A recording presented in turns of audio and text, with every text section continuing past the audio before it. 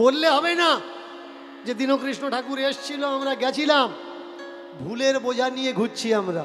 দীনকৃষ্ণ ঠাকুরের short video ইন্টারনেটে দেখে মানুষ রেগে যাচ্ছে কেন? ভুলের বোঝা মাথায় নিয়ে ঘুরছে। কথা যুক্তির যৌক্তিকতা বুঝছে না, বোঝার চেষ্টা করছে না। আমাকে বলছে মা দুর্গাকে অপমান করেছে, কার্তিক, গণেশ, লক্ষ্মী, সরস্বতী, হিন্দু ধর্মের, সনাতন ধর্মের দেবদেবীদের অপমান করছে। সত্যি কি আমি অপমান করছি? না, ধর্মগ্রন্থ অপমান করছে। সেই সকল কথাগুলো আমি তুলে ধরছি মাত্র। কারণ দেবদেবীর নামে এই সকল কথা ধর্মগ্রন্থে লেখা উচিত না। যদি মনে করেন এটা আমার ধর্মগ্রন্থ, তাহলে ওই বইটা এই সব অশ্লীল শব্দগুলো ছিঁড়ে ফেলে দিন, এগুলো রাখবেন না।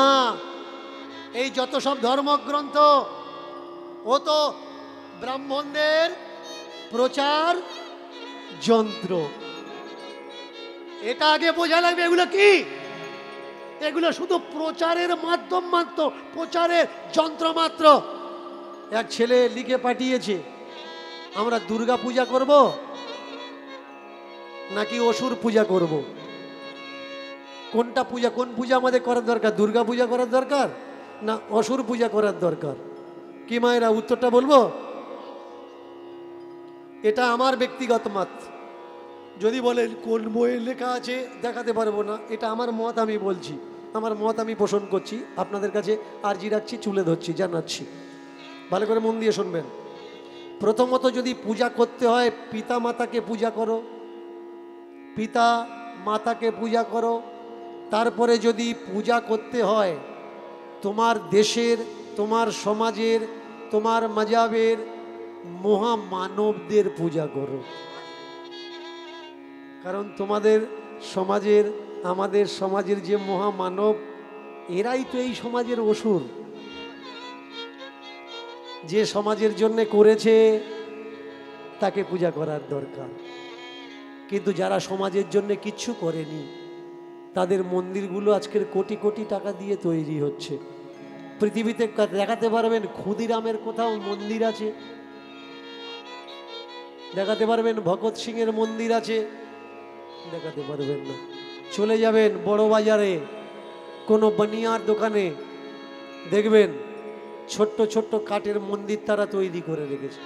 যদি মন্দির না থাকে, যে গদ্দিতে বসে তারা বিজনেস করছে, পিছনের দেয়াল বা সাইডের দেয়াল তার বাবা মায়ের ছবি রেখেছে। শেখো ভাই, না জগৎ থেকে শেখো। যারা আজকের এই সমাজে বড় হয়েছে তাদের থেকে শেখার দরকার।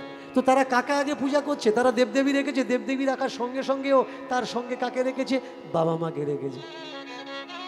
আর আপনার বাবা মা, আমার বাবা মা, আপনাদের ছবি, তাদের ছবি, আমাদের বাবা মাদের ছবি আমরা মন্দিরে রাখতে পারবো না।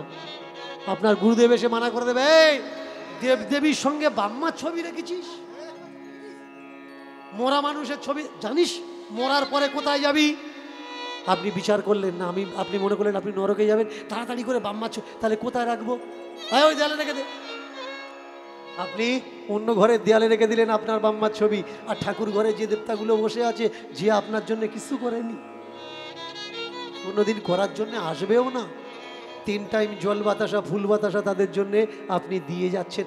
এবার নিজেকে প্রশ্ন করুন, এরা কেন বলছে ঠাকুর ঘরে আপনার বাম্মার ছবি রাখবেন না? কারণ এরা এসে ভোগ লাগাবে কোথায়? ঠাকুর ঘরে ভোগ লাগাবে। কারণ মহারাজ তো আপনার হাতে খাবে না, ও সঙ্গে রান্নি এনেছে, সেও তার বাম্মা ছেড়ে দিয়ে চলে এসছে, মহারাজের সঙ্গে ঘুরছে স্বর্গে ঢুকবে বলে। মহারাজের পুরো বডি ঢুকেছে, মহারাজ ঢুকে গেলে ওর পেছনে পেছনে আমি স্বর্গে ঢুকবো। মহারাজের ঝুলি বইছে। এবার দেখুন হলো কি, রান্নি আলাদা। এবার রান্না করে মহারাজ ইশারা করছে, ঠাকুর ঘরে তুলে দে, আগে গোবিন্দের ভোগ লাগুক। তুলে দিলে আগে গোবিন্দের। কেন? এটা একটা সিস্টেম। বলো তো ভাই, ওই মহারাজকে দিয়ে তোমার শেখার দরকার। সে যদি তার ভগবানকে সমস্ত রান্না করে যতবার খাচ্ছে ততবার গোবিন্দ চরণে অর্পণ করতে পারে, তোমার বাবা মা তোমার জন্য কিচ্ছু করেনি? তোমার বাবা মার মরা ছবির সামনে কবে এক গ্লাস জল দিয়েছো মনে আছে কি? নিজেকে কোশ্চেন করো। তোমার বাবা মার মরা ছবির সামনে কবে ফুল বাতাসা দিয়েছো নিজেকে প্রশ্ন করো। এদের থেকে শেখার দরকার ভাই। এরা যদি ওদের ভগবানকে দিতে পারে, আমরা কেন দিতে পারি না? এবার ভোগ লাগালে ভগবান খাবে, আর তোমার বাম্মার ছবি যদি হতে থাকে তাহলে ওরাও তো এটা করবে। এর জন্য ভগবানের উচ্ছিষ্ট ওরা খেতে পারবে, কিন্তু তোমার বাম্মার উচ্ছিষ্ট ওরা খেতে পারবে না। শুধু তাই নয়, ওরা প্রথমে এসে তো আগে গোবিন্দ মন্দিরে ঢুকবে, ভগবানের মন্দিরে ঢুকবে, এসে লম্বা হয়ে সামান্য একটু কাত হয়ে ষষ্ঠাঙ্গে একেবারে অষ্টাঙ্গে দ্বাদশ অঙ্গে প্রণাম করবে। বলুন তো, যারা ভগবানের কাছে প্রণাম করছে লম্বা হয়ে, ওখানে যদি আপনার বাম্মার ছবিটা থাকে তাহলে আপনার বাম্মাও তো ওই মহারাজের প্রণাম পাচ্ছে। এর জন্য ওরা বলে দিল ঠাকুর ঘরে মরা বাম্মার ছবিটা রাখবেন না। চমৎকার বিষয়। কাকে পূজা করবেন?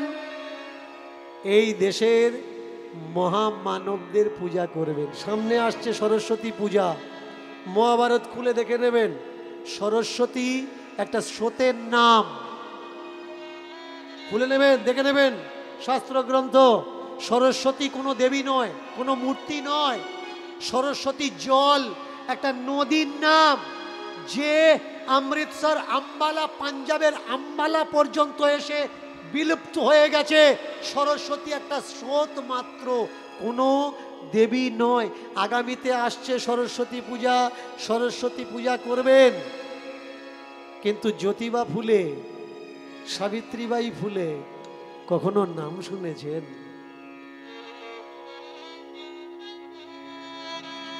এই ভারতবর্ষে তো মন্দির তাদের হওয়ার দরকার যারা আপনাকে, আমাকে, আমাদের সবাইকে, আমাদের ছেলে মেয়েদের শিক্ষার অধিকারটুকু দিয়েছে। কোথাও দেখাতে পারবেন বাবা সাহেব আম্বেদকরের কোনো মন্দির আছে যে আমাদের বাঁচার অধিকার দিয়েছে? আজকের এই যে রাত্রিতে দাঁড়িয়ে কথা বলছি, কথা বলার অধিকারটুকু আমাদেরকে ছিল না, কেড়ে নিয়েছিল আপনাদের এরিয়ার ছেলে প্রশান্ত। মোবাইল ফোন বাড়িতে এসে কেড়ে নিয়ে গেল, আজকে তার জামিন হয়েছে। কোয়াশ করে প্রশান্ত বলেছে যে দাদা আমরা ছাড়বো না, ছাড়া উচিত না। যদি কেউ মিথ্যে এফআইআর করে আপনার মুখ বন্ধ করার চেষ্টা করে তো আপনার রুখে দাঁড়ানোর দরকার। কনস্টিটিউশন আপনাকে সেই অধিকার দেয় আপনাকে প্রমাণ করার যে আপনি দোষী নয়। তাহলে আজকের স্বাধীনতা কেড়ে নিচ্ছে কেন? কারণ প্রশান্ত সত্য তথ্যগুলো, প্রশান্ত যেসব কথাগুলো বলছে ওর নিজের কথা তো নয়, ধর্মগ্রন্থে লেখা আছে, খুলে খুলে দেখে বলে দিচ্ছে। এটাই তো ওদের রাগ। বলছে কেন? আমাদের পর্দা ফাঁস হয়ে যাচ্ছে। প্রশান্ত যে লড়ছে, কাদের জন্য লড়ছে?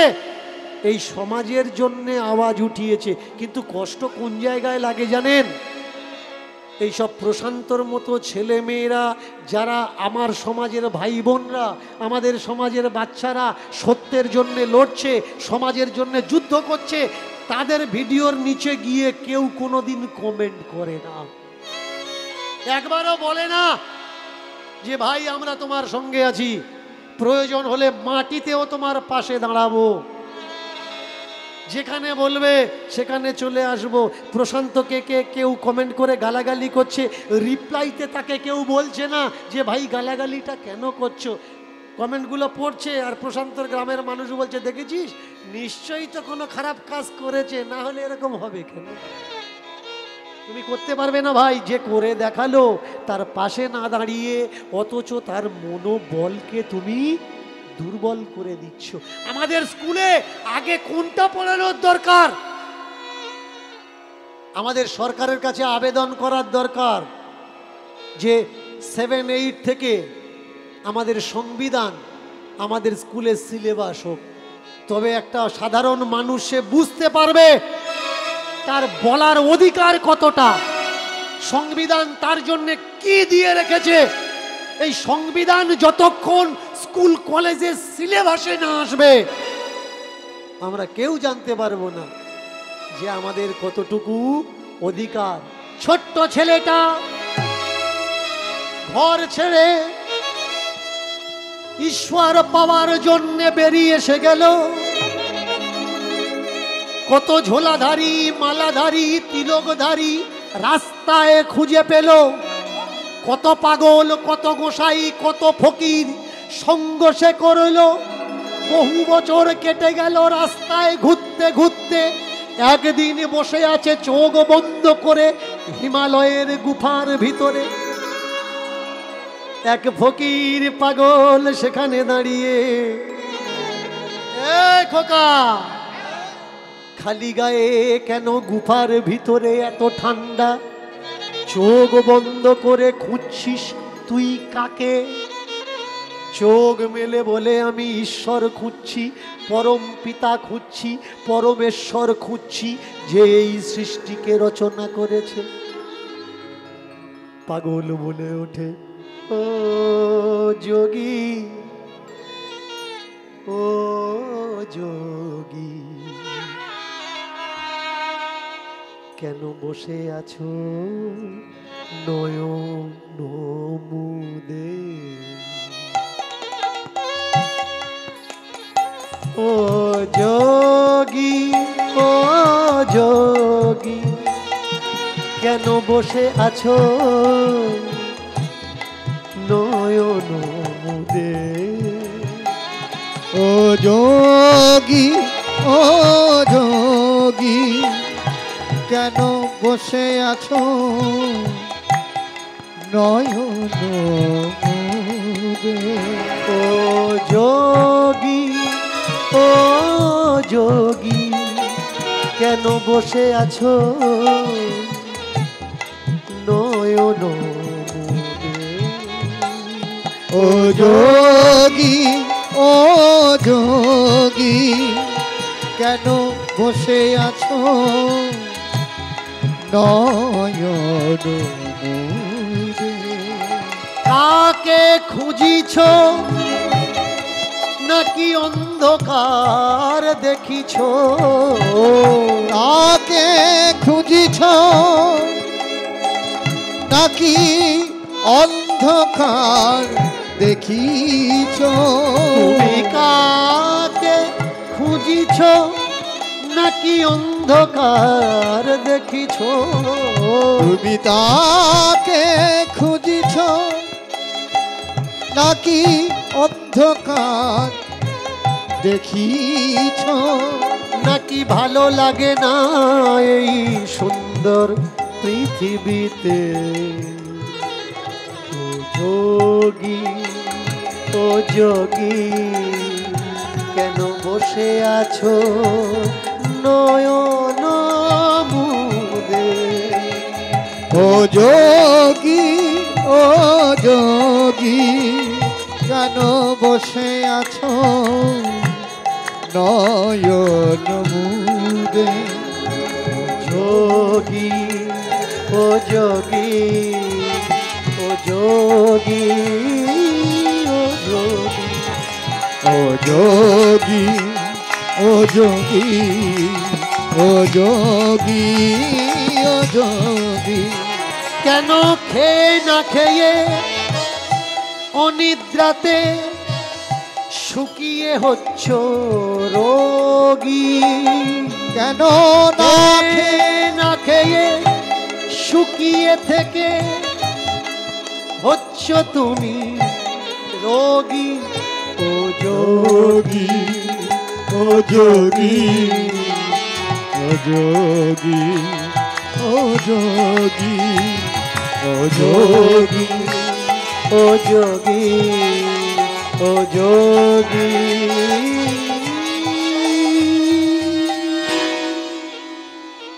ও যোগী। পাগলের কথায়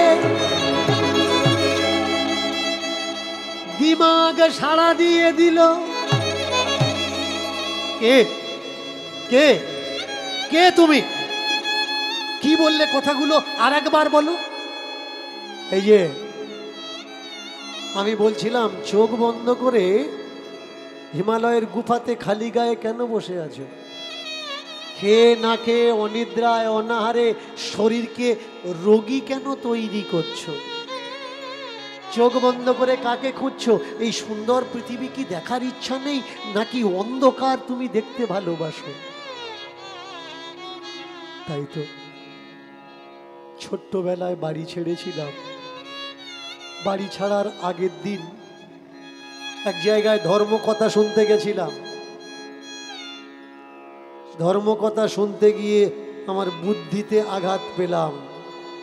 জন্মদাতা পিতামাতা নাকি আসল পিতামাতা নয়, আর একটা পিতামাতা আছে, সেই নাকি আসল পিতামাতা হয়, যার নাম পরমেশ্বর, অনেকে ভগবান তাকে কয়। সেই পিতামাতাকে দেখার জন্যে নিজের মা ছেড়ে হিমালয়ে আশ্রয় নিলাম। মূর্খ কোথাকার, ভগবান কি দেখা যায় রে? শক্তিকে অনুভব করতে হয়, দেখার চেষ্টার কোনো প্রয়োজন নেই। তোমার বিচারে যদি তুমি মনে করো ঈশ্বর বা ভগবান, যে ধর্মগ্রন্থ থেকে জেনেছো ঈশ্বর আছে বা ভগবান আছে, সেই ধর্মগ্রন্থ পড়ে আবার দেখো যে সে কোন জায়গায় নেই।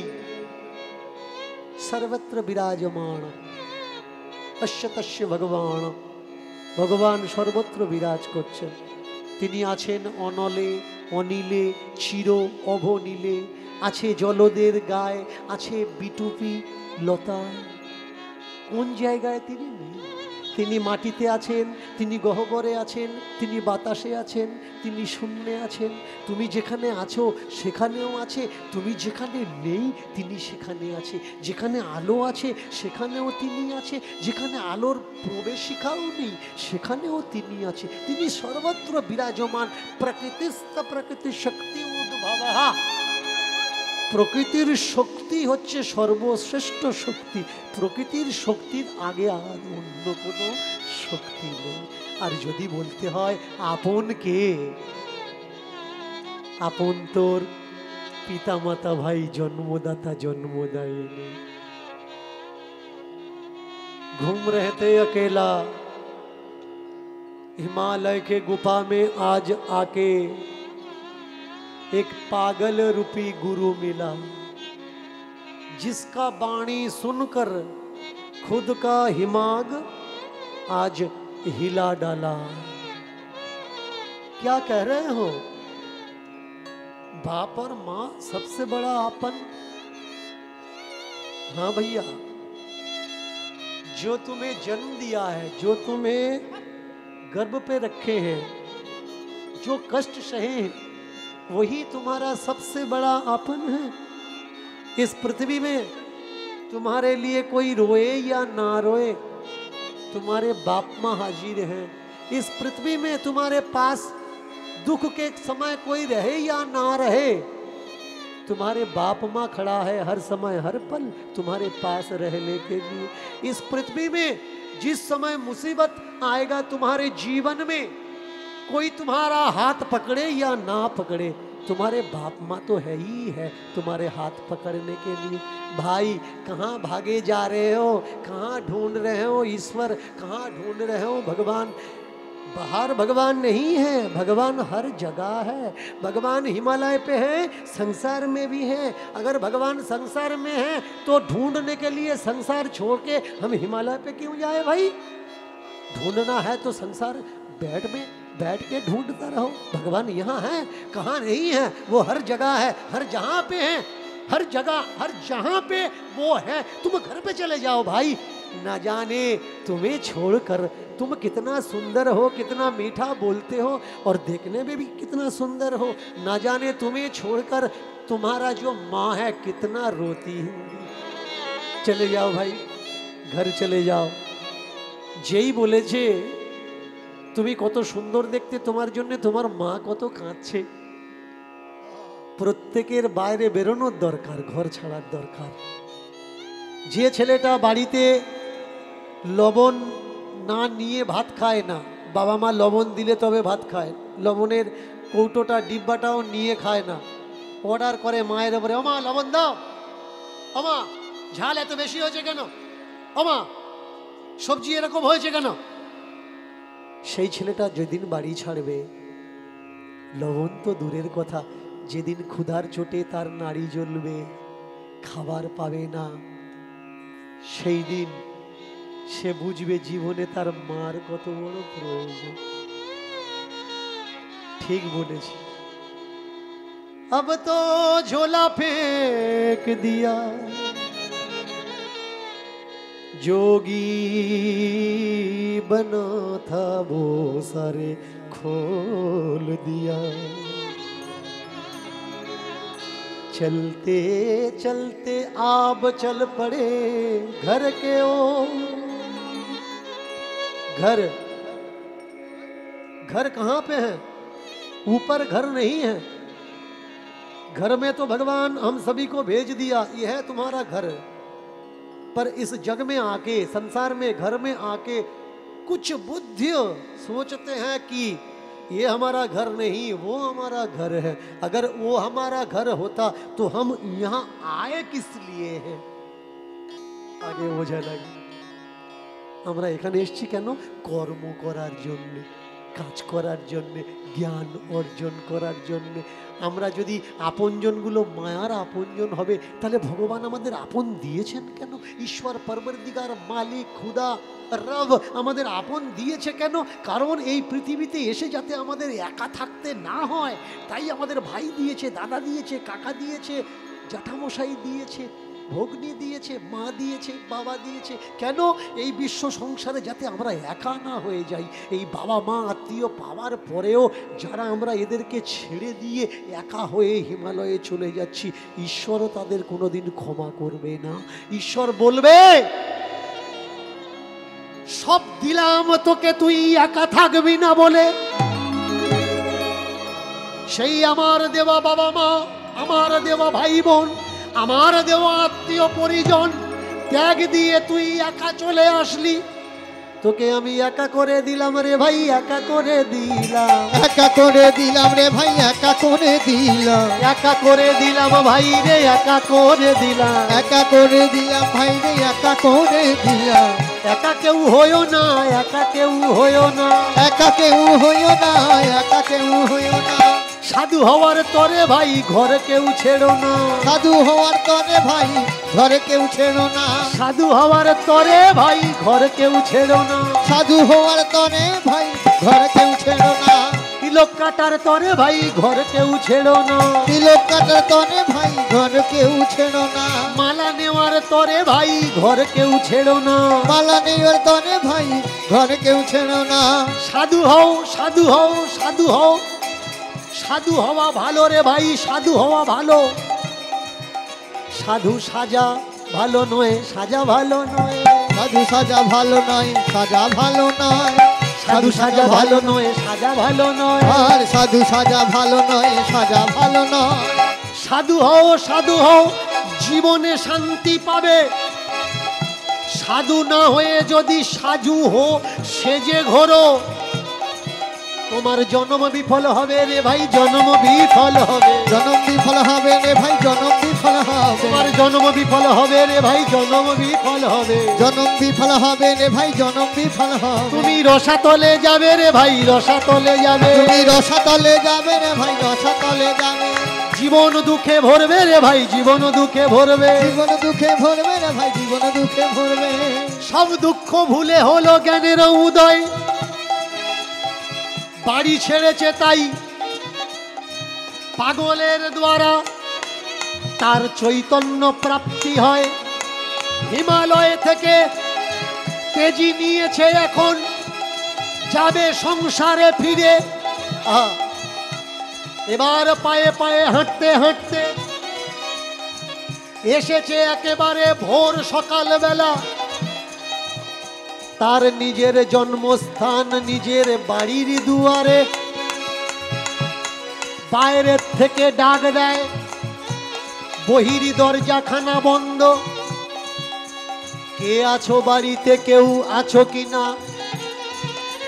কি গো, বাড়িতে কেউ আছো? জেগে বসেছিল মা এত বছর ধরে,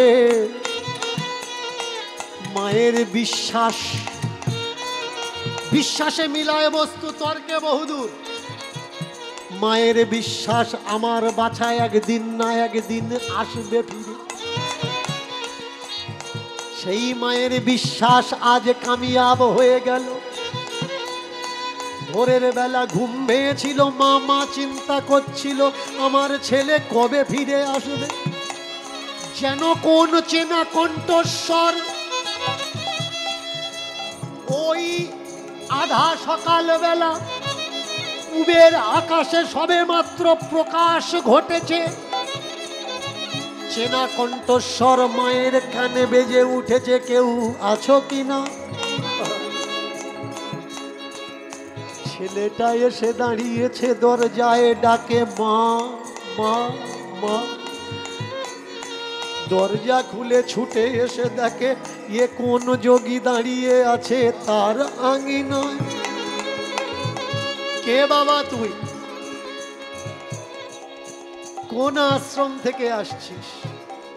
মাগো আমি কোনো বাবাজি না, আমি কোনো বাবাজি না, আমি আশ্রম থেকে আসছি না মা, আমি আশ্রমে এসেছি।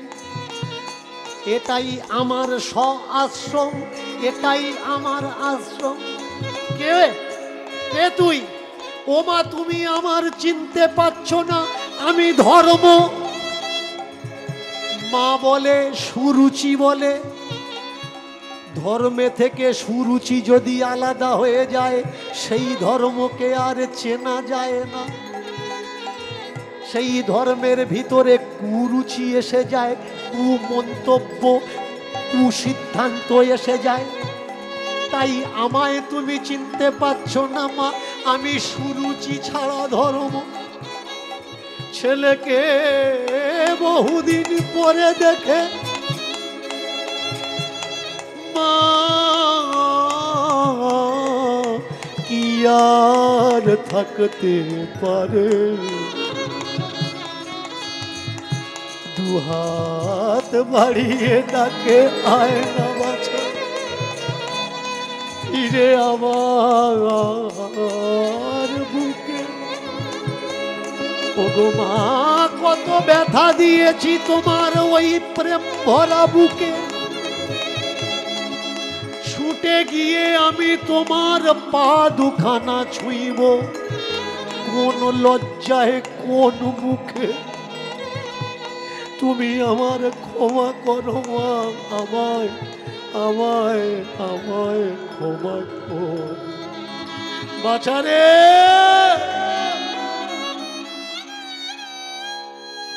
ক্ষমার সাগর হলে তবেই তাকে মা বলে। এই পৃথিবীতে সবাই একদিকে হয়ে যাবে। তুমি যদি কোনো অন্যায় কাজ করো, গ্রামে যদি তোমাকে ধরে গাছের গায়ে বেঁধে কেউ মারধর করে, তোমার বাবা একবারের জন্য বলবে ও মারুক গে, আমি যাব না, যেমন কাজ করেছে মার খাচ্ছে ওই সব কাজ করে কেন। কিন্তু মা ছুটে এসে বাবার কাছে বলবে একবার যাও না গো, একবার যাও না।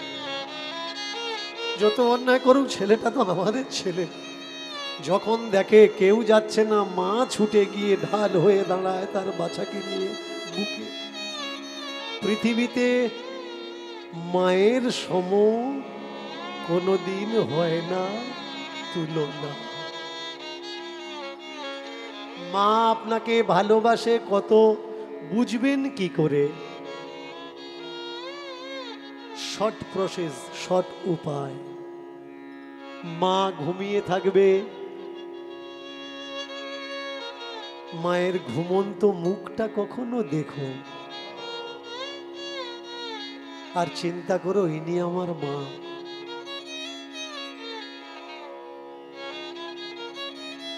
তাহলে বুঝতে পারবে মা তোমার জন্য কি কি কি না করতে পারে। ভাই, আমাদের কপালে কষ্ট কেন আসে? চিনি না, আমরা আপনজন চিনি না। আমাদের এই জগতে বিশ্ব সংসারে ভগবান আমাদের কাছে কে? বাবা মা।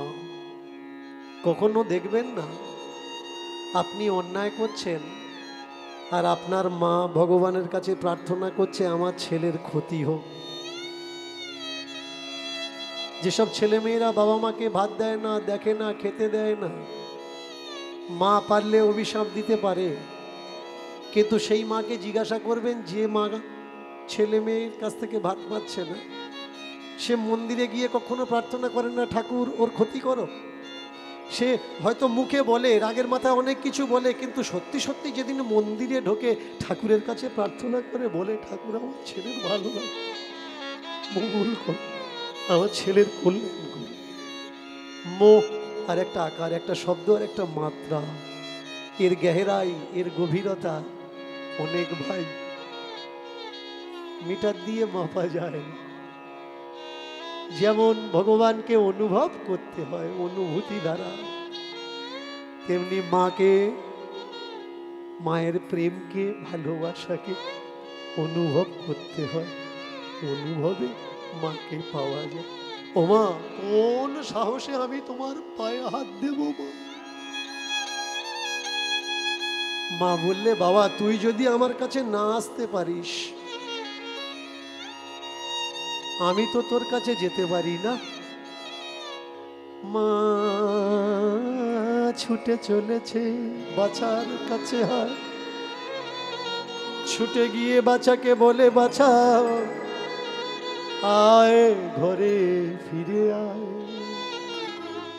গেলি তুই ঈশ্বর দেখতে, ভগবান দেখতে, আসল অরিজিনাল বাবা দেখতে, মায়ার বাবা মা ছেড়ে বল পেয়েছি কি তাই?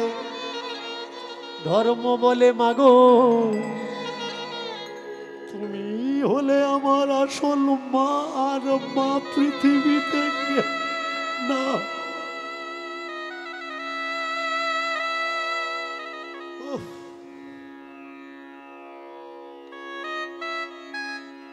তৃতীয় ব্যক্তি পৃথিবীতে আর কেউ নেই যাকে বেশিরভাগ মানুষ খুঁজছে। শুধু দোকানের দোকানদারির বিজনেসের ফসল মাত্র। বাবা মাই হলো তোমার কাছে সব থেকে বড় ভগবান। যদি পারো আজকে যারা এসেছো কথাটা দিমাগে লোড করে রাখো। কোনো মূর্তির আগে মাথা টেকার আগে আগে তো বিচার করে দেখে নিও বাবা মাকে প্রণাম করো তো, ভাই বোনকে ভালোবাসো তো, সংসারের বেশটা আগে তৈরি করো। বেশ ভালো হলে শেষ ভালো হবে, আর সংসারের বেশ যদি ভালো না হয় জীবনের শেষ টাইমটা কেঁদে কেঁদে তোমার পার হয়ে যাবে। এখন যেমন তুমি তাদের দেখছো না, অন্তিম টাইমে তোমাকেও কেউ দেখবে না। মা ধরেছে খোকার, খোকাও ধরেছে মা। এত বড় হয়েছে তবুও যেন সেই মায়ের কাছে সেই খোকা ছোট্ট খোকাই রয়ে গেছে।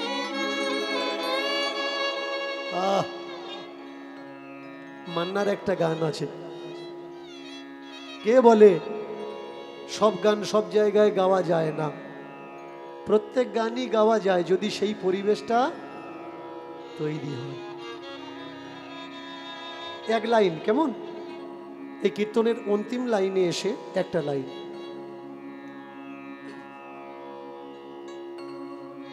সবাই তো ভেবে নিল আমি বড় হয়েছি, মাই শুধু বুঝলো না,